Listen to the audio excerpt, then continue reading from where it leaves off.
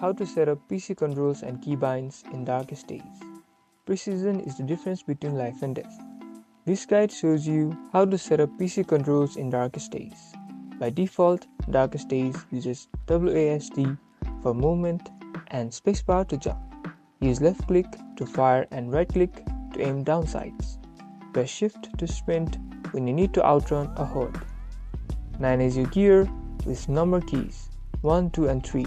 Swap weapons, while 4 and 5 are reserved for quick use items like bandages or grenades.